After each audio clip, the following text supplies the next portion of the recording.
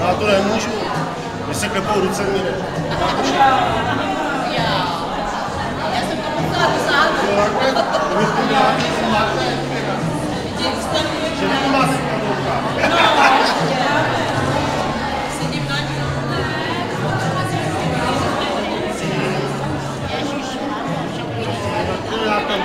já jsem nespát.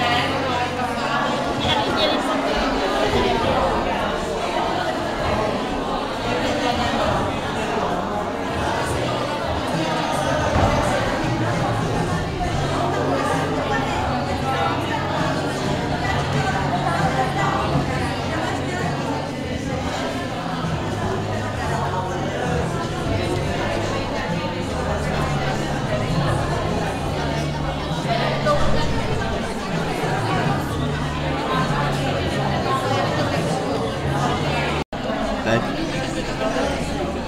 Ale mě ne.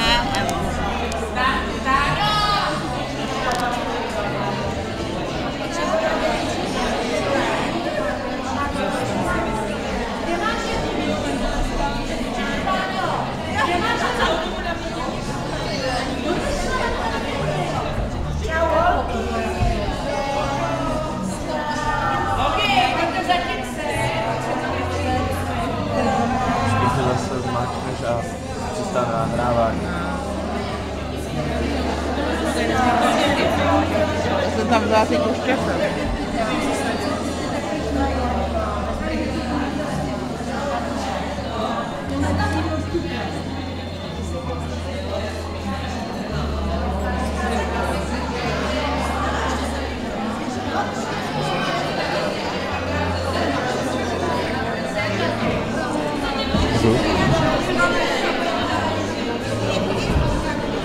A jako hosta jsme pro vás pozvali paní Alenu Pavlovskou.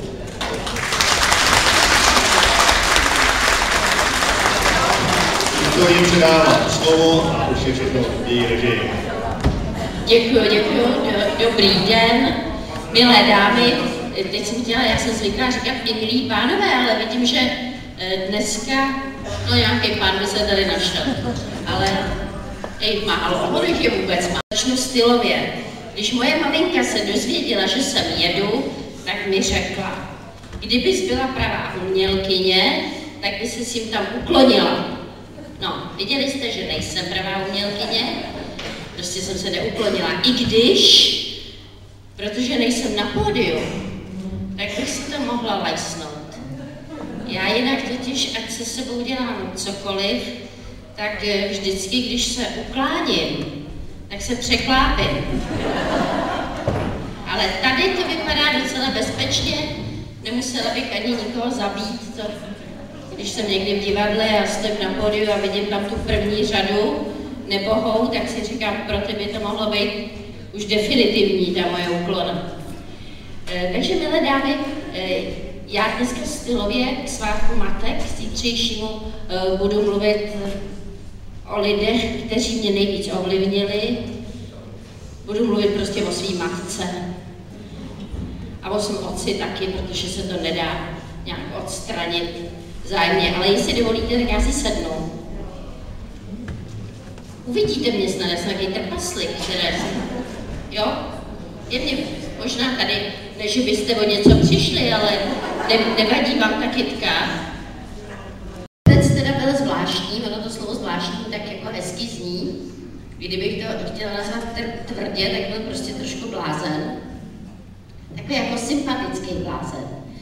A moje maminka, která je velice praktická, je to učitelka a je to, teda, já říkám, je učitelka, i když je jí 92, protože ona je pořád učitelka. Ona je ředitelka, teda bych řekla přímo. Tak se chová tak jako racionálně ve svém životě, ale ten, že si vybrala mýho otce, to té racionální vůbec nebylo. Můj otec byl velmi emotivní a měl taky zvláštní argumenty. No, já dám třeba příklad. My jsme měli psa, jezevčíka, černý jezevčík, dlouhosrstej, měl zlatý bříško, takový zrzavý. A jednou můj otec s tím jezevčíkem šel nakupovat, jakože on bude pro zeleninu a přitom vyvenčí psa. No asi za hodinu se vrátil a nes nějaký papriky, rajčata, ale neměl černýho jezevčíka, že jo? Přived béžovýho pudla. A teď my všichni jsme na něj třeštěli oči a říkali jsme, tati, ale to je přece úplně cizí pes. A můj otec se tak na mě podíval, na nás všechny a takovým tím tónem přezíravým a sebejistým řekl, no a co? Taky tam byl uvázaný. Na to se nedalo nic namítnout. No a ten můj otec vlastně pořád tak jako něco říkal, že na co se nedalo nic říct. Já jsem třeba, to jsem zešílela já, protože asi, když mýmu synovi byly 3 roky, tak jsem dovolila otci, aby s ním šel na procházku. Takhle s odstupem let vidím, že jsem zešílela já, že to, jsem si to vůbec mohla myslet, že to nějak proběhne normálně. No a on teda vzal toho 3letýho chlapečka a my jsme v Praze bydleli na Karlově náměstí, což je centrum Prahy, velice frekventovaný centrum, tam je Roslová ulice, která navazuje na dálnici.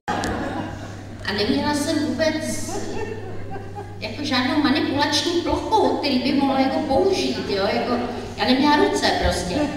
Takže jediný, jako, od čeho jsem se mohla odrážet, byl můj obličej. Takže strašně dlouho jsem se tam tak jako válela s tím hrbečkem.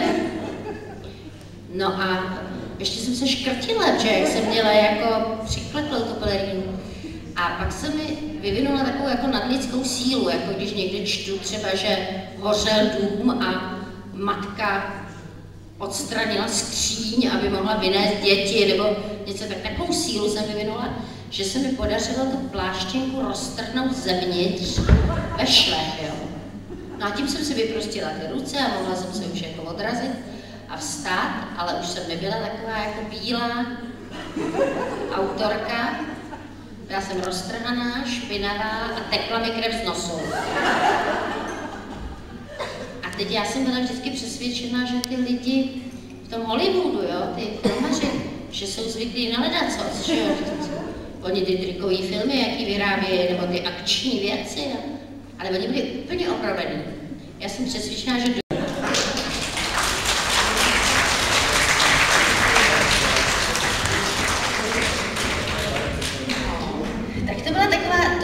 bylo to díky tému mému otci, kterého si vzala ta moje maminka, která zítra bude mít svátek, což mi zdůraznila dneska asi 6krát.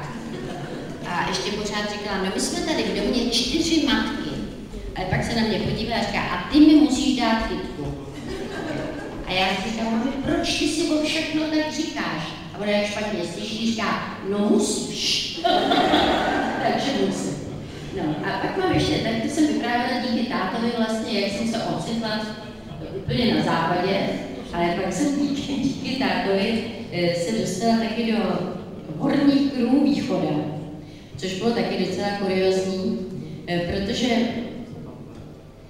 jednou v zimě, v prosinci, u nás zazvonil posel, messenger, a přinesl mi pozvánku, kde bylo napsáno, že ten večer se mám zúčastnit, přesná formulace byla, protokolární večeře prezidentů na Pražském hradě.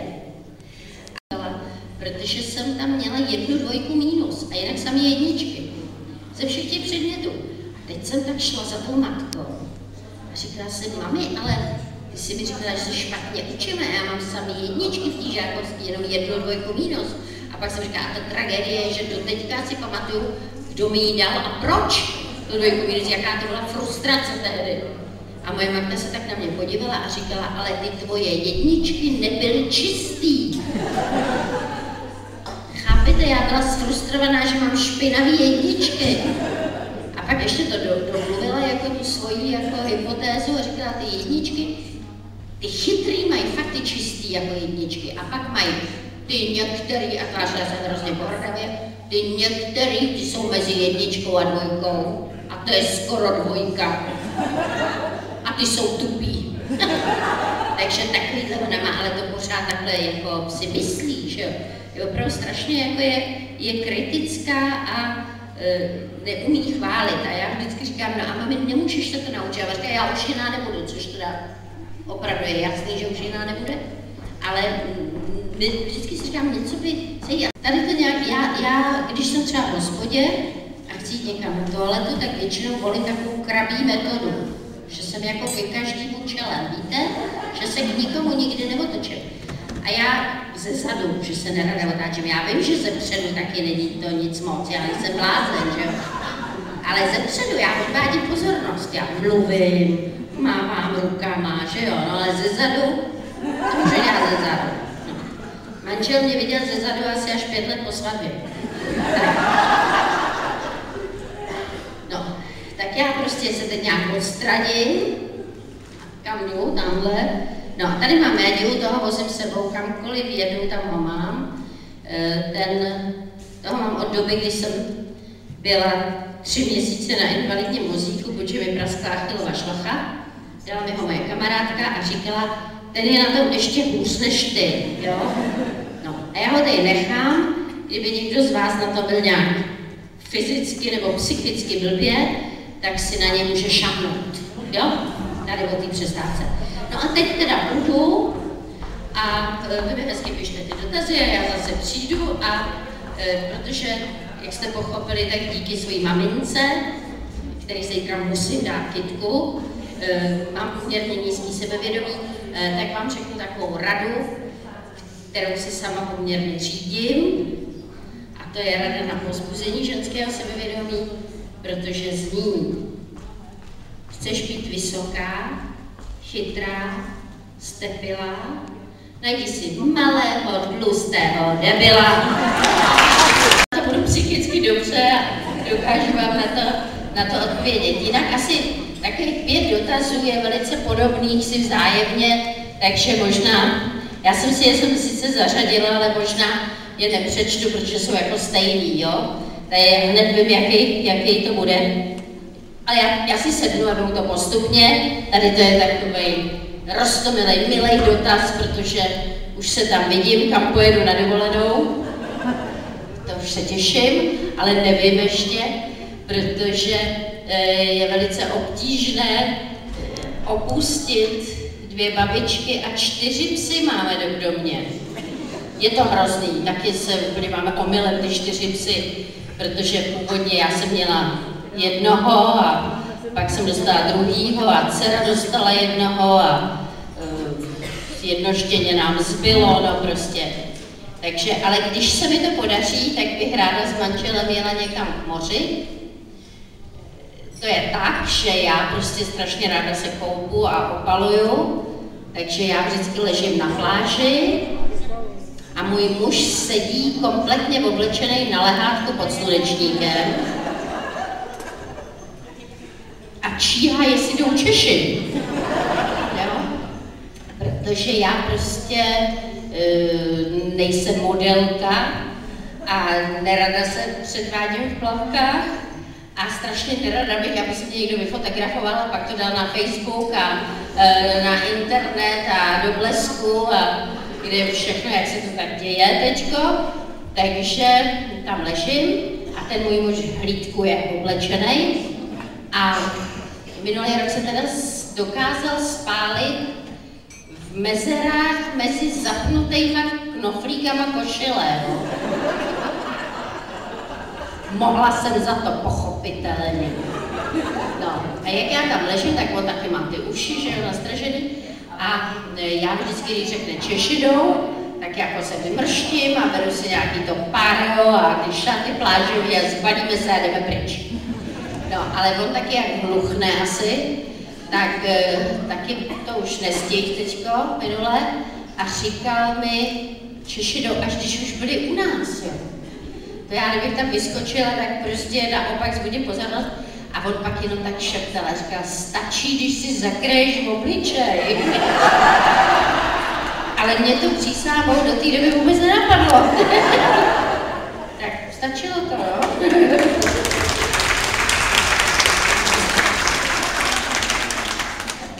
Budete ještě natáčet banánové rybičky nebo něco podobného v jiné televizi. Něco plánujeme jiného, asi ve stejné televizi nebo v jiné. Ku podivu jsem minulý týden dostala nějakou nabídku z konkurenční televize, o který budu přemítat. Takže ta by možná, když to vyjde všechno, já už totiž nikomu nevěřím, protože vždycky se s někým v nějaké televizi domluvíme a ten člověk tam pak není. Víte, tam se tak rychle mění ty ředitelé a zástupci a programoví šéfové, že já jsem vždycky šťastná, že je konečně jako poznám a pak to je definitiva zřejmě pro ně.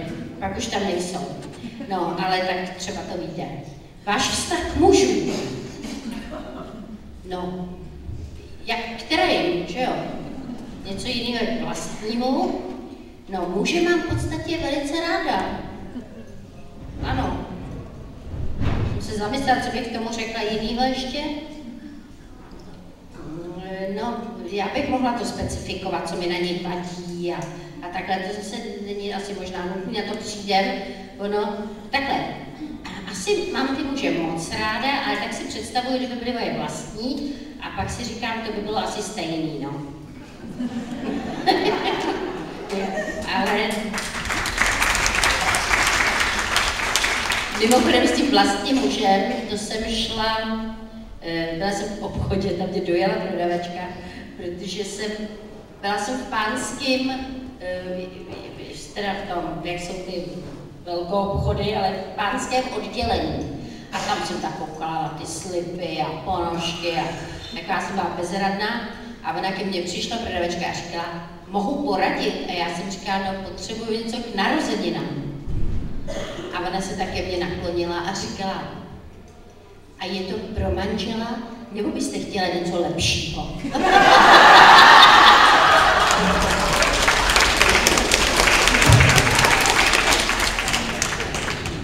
Tady právě s těma rybičkama banánovýma, to tady je několikrát. Já myslím tady, abych řekla něco o rybičkách. A pak tady je otázka, jaký byl můj nejmilejší host, myslím v banánových rybičkách. A já jsem tam měla těch hostů asi 400. A vlastně všechny jsem měla docela ráda. Jako takhle, bylo tam pár takových hostů, třeba ráda uvádím toho negativního hosta. To byl kanoista Lukáš Polert, olympionik, který se tam, prostě tam všichni hosti byli dobrovolní, že tam musíte jako říct ano, přijdu a pak podepisujou smlouvu, že tam jsou. No a ten Lukáš Polert jako vůbec nevěděl, jaký je pořadu. A na každou moji otázku říkal, nevím. Ale naštěstí tam byl s Evou Holubovou, herečkou, která jako pochopila, že on prostě z něj nic nevypadne vůbec, takže odpovídala za něj. Takže já jsem se podívala vždycky na toho Polerta a ona, ta Eva, nejenom, že za něj odpověděla, ale ona pak si tak jako i za něj jako tvářila. Takže v závěru vlastně seděla na klíně Polertovi a mluvila za něj a byl to docela takový oblíbený nakonec díl a docela jako se to líbilo. No a pak tam byl, já jsem měla ráda ty svoje kamarády, jako je Polívka a prostě ty vždycky mě potěšili. Milan Steindler tam byl jenom jednou, já jsem vždycky chtěla víckrát a ten se hrozně ostýchal. A některý hosti tam byli 3krát, to teď si všimněte u Krause a u Šípa, oni už to taky točejí po druhý a po třetí, protože vlastně ten český rybníček je docela malý. Ale byl takový hezký jedno natáčení, když tam ten rok jsem dostala TT a TT dostal Miroslav Donutil jako herec a jako zpěvák God. A Miroslav Donutil, Mirek, při tom předávání toho TT se tak na mě podíval a říkal, no, tak jsme vítězové, tak budeme v rybičkách. A já jsem říkal, výborný nápad, budete v rybičkách, God Donutil, to je hezká společnost, tak jsme to jako naplánovali. No a Karel Gott byl jediný, který mě pozval domů před rybičkama a chtěl, on se mě neptal, na co já se ho budu ptát. On mi říkal, co by tak asi říkal. Ale jako víno, bylo to jako výborné a já jsem říkala, a bylo to zajímavé a já jsem říkala, Karel, to je výborný, tak já se vás na to zeptám, jo? A on, no, jak chci, ale to, že by tak jako rád řekl. Tak já jsem si vymyslela k tomu otázky, že se ho zeptám. No jo, ale já jsem položila otázku, ale on si ji chytil Donutil. A mluvil. A mluvil. A mluvil. A teď já jsem tak jako byla rozhodnutá, že jakmile se nadechne ten Donutil, tak já do toho skočím a hned to převedu na toho Gotta. Ale ten Donutil se 40 minut nenadech. Takže to byl jediný případ, když byl Gott a Donutil, my se stejnými hosty jsme museli točit 2 díly, protože jinak by ten Gott vypadal jako idiot. On tam nic neřekl, že jo? A pak celým dalším dílem mluvil Gott a bylo to fajn. No ale tak na to taky nemůžu zapomenout, protože mě se v jednu chvíli, jak ten Mirek mluví, on je výborný vypravěč, a opravdu se inspiroval a bylo to zábavné. Ale to byl jeden tok řeči, tam se nedalo vstoupit vůbec nějak. Pak host, na kterýho nemůžu zapomenout, to byl zase úplně jinýho druhu, to je, když přišel pan Berousek a přivedl sebou šimpanze. A ten šimpanz prostě se mi tady vrhnul na prso při natáčení a udělal mi cucflek. No ale hrozně to bolelo. Pak ho ještě vzal čepici a pak ho mladší Berousek, syn pana Berouska, odvedl do šatny a říkal, to on je takový dobrý, no ale už aby jsme nerušili a ten pořád šel dál, že to se točí jako s lidma v divadle, normálně vlastně jako na čistou, tam se nic nestříhá, normálně pokračuje, říká, aby se nerušili, tak jdeme do šaty. A ten pan Berousek říkal, no on je takovej dychtivej po těch ženách, ale on je hrozně fajn a do toho strašný rány se ozývaly z té šatny. No a druhý den ho dali do zoo, to šimpanze. Takže on opravdu začal být jako, ono se to říká, že oni pak jsou jako v pubertě a jsou nezvládnutelní, mají strašnou sílu. Takže to tam byl poslední, jo, kdy byl ještě zvládnutelný, ale už teda dlouho jsem tam měla stopu, asi měsíc tady. Dychtivá opice. Takže to byl taky host, na kterýho nemůžu jako zapomenout. Pak taky jedna historka tam byl tam pan Labuda Marián, ten tam byl taky několikrát. A on je známý tím, že on úplně nesnáší alkohol. Prostě opilce a alkohol, strašně jako je proti tomu. No a to byla zrovna taková, to se nikdy nestalo, já jsem měla ty rybičky 9 let, jo, že přes 8 let. Nikdy se to nestalo, zrovna ten druhý host, to byla jedna paní, Taťák byla po pohřbu svého kamaráda a byla na tom nějak špatně a vypila 2 deci a pak 4 deci a pak 6 deci a pak jsme dospěli k závěru, že ji nemůžeme ukázat na obrazovce. A tak jsme ji museli zavřít v šatně, ale ona chtěla pořád vystupovat. A my jsme mu říkali, že se ještě netočí a tak jsme jako to, no a Labuda byl zase jediný host, že já vždycky měla 2. A ten byl sám, což vůbec nevadilo, protože on báječně vypráví a bylo to, ale ještě jsme mu ani nemohli říct, že ten jeho kolega host je na mol, protože to by ho pomluvil, to by jako na něm nenechal nic suchou. Takže to bylo takový taky náročný, jak jednoho hosta jsme násilím drželi v šatně a předstírali jsme, že pořád není a druhýmu jsme zase tvrdili, že ten vůbec nedorazil, že jo. Ale říkám, to se stalo jednou za celou historii těch banánových rybiček. No. A jinak některý, dokonce tam byly osudový, třeba určitě znáte Ondřej Neff, vzal si za ženu, teď nevím, jak ona se teď jmenuje, bože, z ulici hraje Krbová Ljuba. No, Ljubu Krbovou a já jsem je seznámila. Oni byli oba dva moje hosti, viděli jsem poprvé v životě v banánových rybičkách a víte, co bylo nejzvláštnější? Že já jsem je opravdu tam představila, pak jsme je natáčeli a já celou dobu jsem měla pocit, že jsem křen. Oni na sebe tak koukali, jak spolu koketovali, vůbec je nezajímalo, co já se jich ptám a fakt z toho bylo, že nakonec spolu žijou, takže z toho docela mám radost. Takže já bych si vzpomněla na další, dělala jsem rybičky, když jsem měla zlomenou nohu, tvářila jsem se, že tam normálně sedím a přitom jsem ji měla pod stolem narovnanou, ale bylo to docela hezký a pořád vzniknul úplně náhodou omylem, protože já jsem byla přesvědčena, že budu mluvit o knížkách. Já jsem se domluvila s ředitelem televize, že budu mít pořád o knížkách, to jsem si myslela a celou dobu jsem mu říkala, jak hodně čtu a jak těm knížkám rozumím a on si pak když jsme si to vyprávěli, jak mi říká, proč ona mi furt říkala, že čte. Že já jsem, chápete, myslela, že děláme pořád o knížkách a on celou dobu si zase myslel, že děláme tu talk show. No a pak jsem teda nechala název, že tak jsem měla jmenovat pořád o knížkách i talk show. Takže tak to zmateně začalo, ale nakonec to docela hezky pokračovalo. Takže doufám, že jela s producentem, s kamarádem a najednou, to on by pak líčil, jak to na něj působilo, jsem mu říkala, tyhle, to je šikovný, veď, jak se zpracovává ten trus medvědů na tu vrchu. Teď je pocit, že jsem se zbláznila, že bylo asi kolem půlnoci, jo, a on říká, cože? Já říkám, no ne, jak to tam byla cedule medvědí mrva, rozumíš? To znamená, oni jsou přemnožený ty medvědi, že jo, to ví každý v Beskydech a v Karpatech a asi se to zpracovává, no tak jsou biomasy, že jo, tak jsou i medvědí mrva ke zpracování. A říkám, co takhle? Říkám, no medvědí mrva, teď jsem to viděla, že normálně billboard medvědí mrva. No, tak se vrátili. 60 kilometrů jsme si zajeli, jo, po té dálnici. No a nebyla to teda medvědí mrva. Bylo to bednění meba.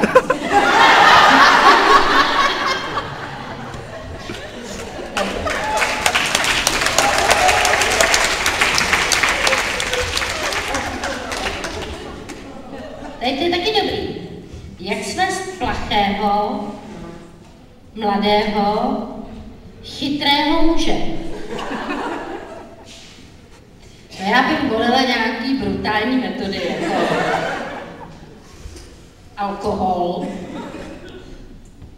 postel, tma. No a když mu to nedojde, tak není tak chytrej.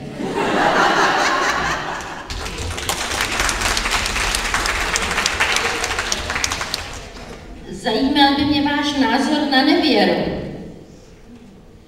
Jednoduchý. Já ano, on ne.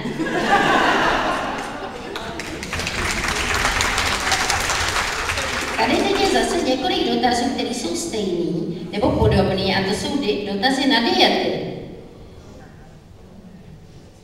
Tady je, jakou nejkurióznější dietu jsem držela. Já jsem držela všechny diety, myslím.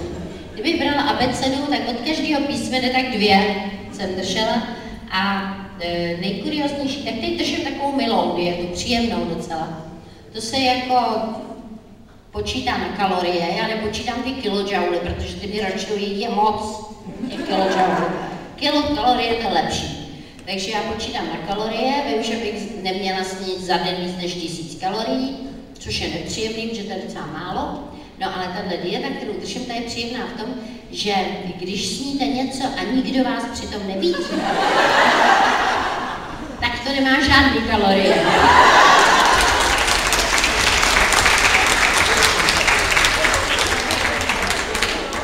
O jaký sport se zajímáte? No, to mám radu, to jsem vymyslela už před časem a stále platí, že nejlepší sport je kafe a dort.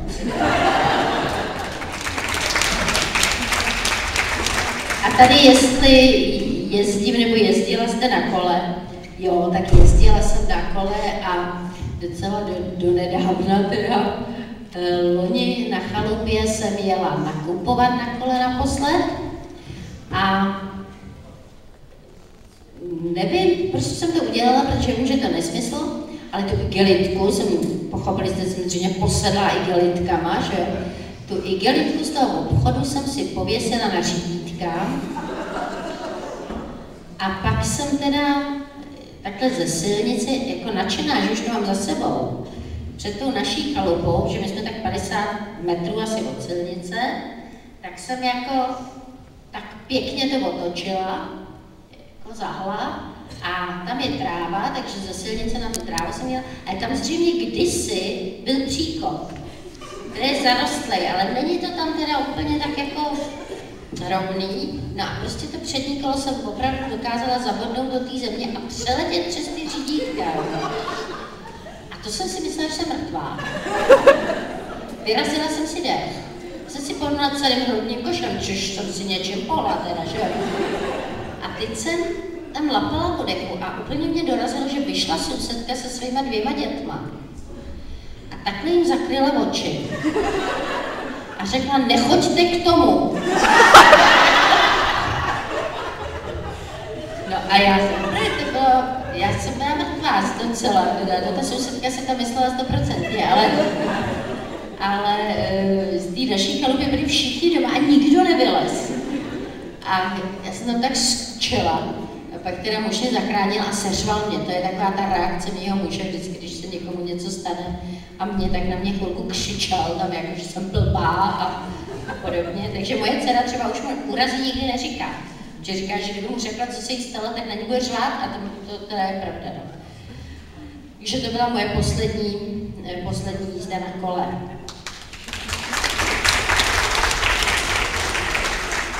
Tady jsou, jestli mám nějakou radu na výchovu dětí.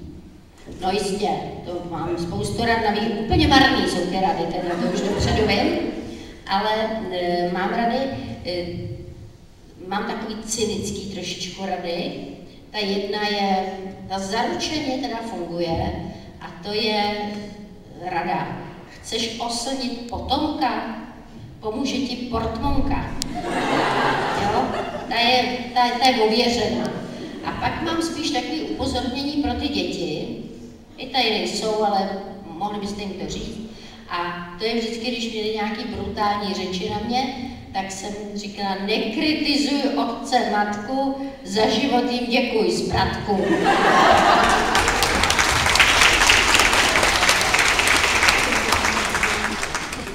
Které světové jazyky umíte? To není dobrá otázka. Mohli jste se mě zeptat, které světové jazyky jsem se učila a to by bylo daleko lepší.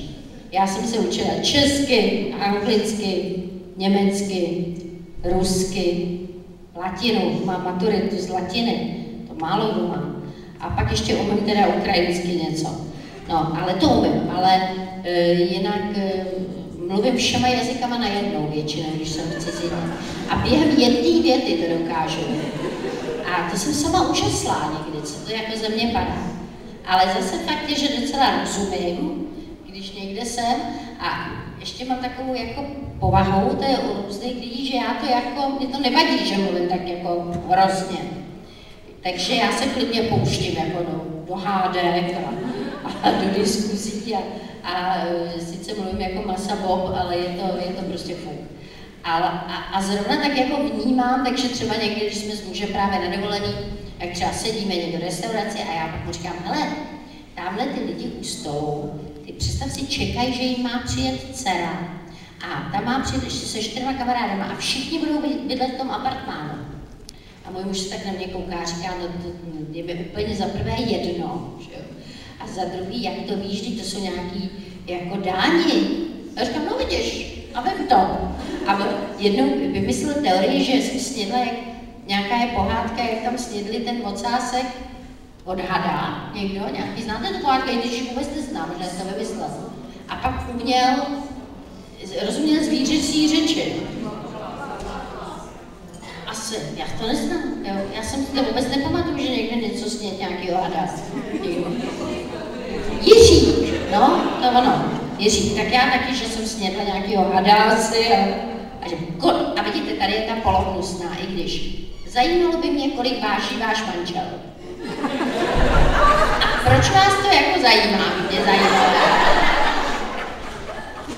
No a můj manžel teda je hrozně hubenej. On je tak hubenej, že je z profilu až neviditelný. On nosí do džín svetry, aby mu nepadaly. I manchesterový sako si chtěl jednou nacpat do džín, aby mu nepadaly.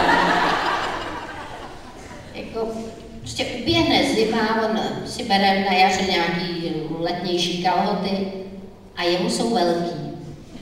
Mně nikdy po zimě není nic velkýho. Džíny mě nikdy nebyly velký, prostě žádný džíny, že? A jemu jsou velký, no.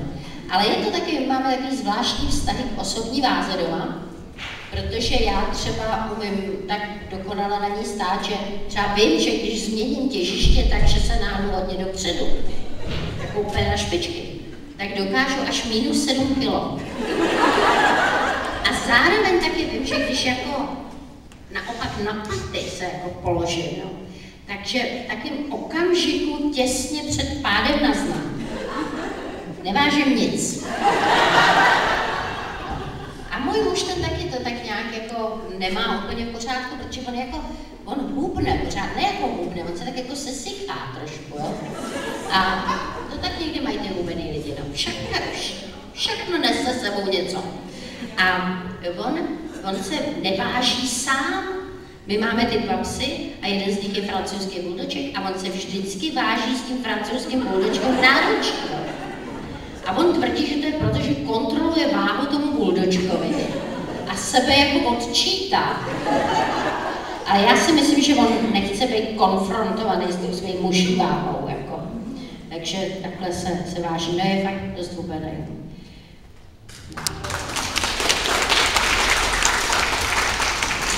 Tohle je taková ta ubírka a zralá. Já, mimo jiné slovo zralá, mi asociuje, a myslím si velice správně, sýr, u kterého je nejvyšší čas ho zkonzumovat. Jsme běhali od záhonu, abychom vyráběli zázraky z cukín, k televizi, kde byl kurz manažerek, a taky jsme si objednali krémy od nejdražších firem světa, protože jsme se dočetli, že žena na sobě nemá šetřit.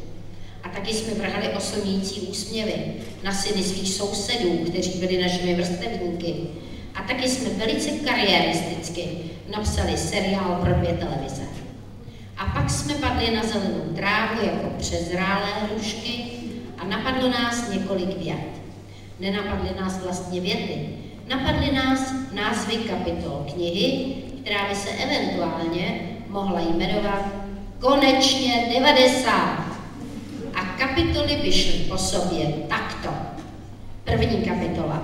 Čím hlubší vrázka, tím hlubší duše. Druhá kapitola. Nebojte se křečových žil. Originálně oživí vaše fádní lítka. Třetí kapitola. Nelíbíte se svému partnerovi, vypíchněte mu oči. Čtvrtá kapitola. Nejdůležitější jsou doplňky, endoprotéza, doza na umělý chrup, půl. Pátá kapitola. Nemáte už žádná prsa? Nevadí, vždyť muži je také nemají. 6. kapitola. Invalidní vozík v rytmu života. 7. kapitola. Zbavte se zbytečných orgánů. 8. kapitola. Muži vás nechtějí, pohrdejte jimi. 9. kapitola. Jaká rakev? Hlavně klid, pohodlí a trvanlivý make-up. 10. kapitola. Pohřeb. Ještě nikdy jste nedostala tolik květin.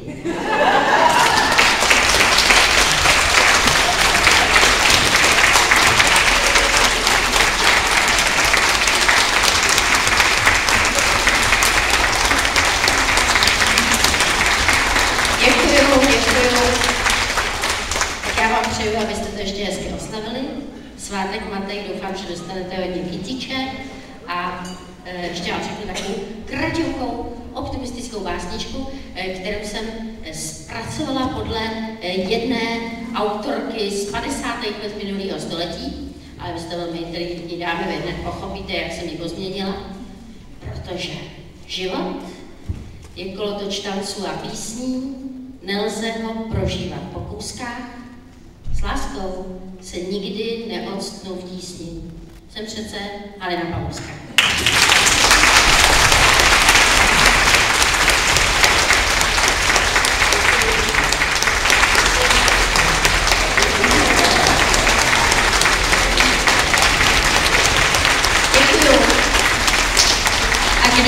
Kdo by měl pak zájem o tu knížku, tak tady vám ji prostě dám.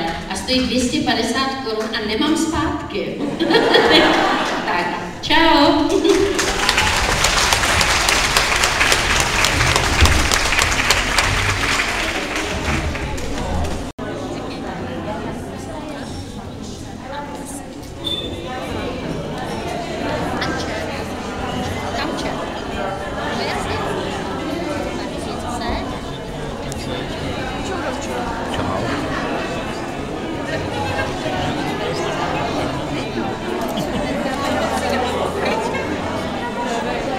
Co?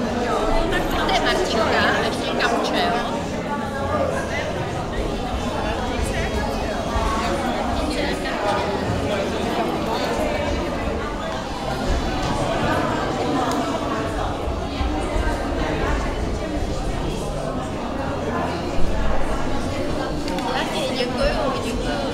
Děkuju, díky. Ano.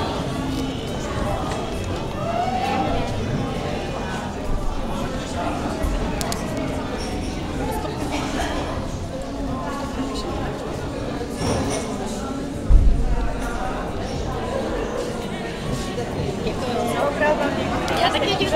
Ty jste hodná, děkuju. Tak to když tak za chvilku budeme mít. Až dostanu zase nějaký. To jsem si nevšimla. Ne, ale tak klidně si to udělejte. Já vám to udělám, můžete. Ty nemáš, že nemáš?